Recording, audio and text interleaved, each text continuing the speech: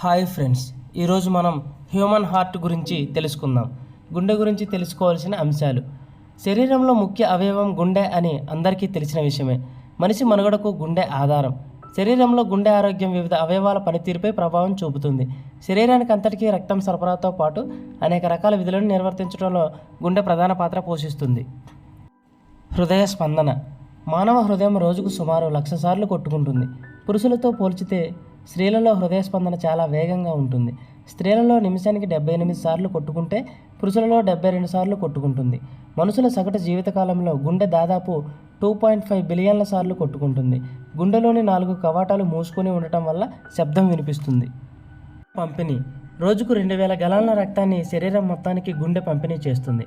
మనుషులు బతికినంతకాలం గుండె రక్తాన్ని శరీర భాగాలకు చేరుస్తూ ఉంటుంది.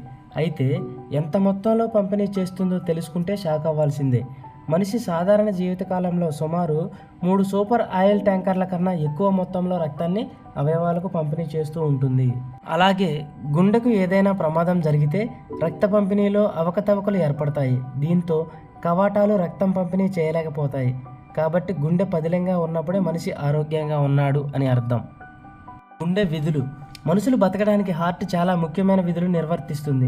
రక్తం పంపిణీయే కాకుండా కండరాలకు సంబంధించిన విధులను కూడా నిర్వర్తిస్తుంది. మనుషుల శరీరంలో ఉండే సుమారు 75 ట్రిలియన్ల కణాలకు కావలసిన ఆహారాన్ని గుండె సరఫరా చేస్తుందంటే నమ్మశక్యం కాదు.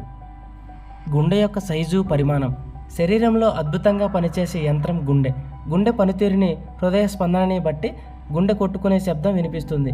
పిడికిలి పరిమాణంలో ఉండే గుండె 60,000 మైళ్ళ వరకు రక్తనాళాల ద్వారా రక్త ప్రసరణ చేసి అవయవాలతో ప్రతి కణానికి రక్తం అందేలా చేస్తుంది. గర్భంలో ఉండగానే పని ప్రారంభం.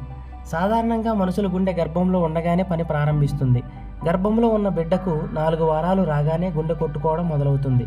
గుండె శబ్దం పనితీరుని బట్టి గర్భస్థ శిశువు ఆరోగ్యాన్ని అంచనా వేస్తారు వైద్యులు. Please subscribe.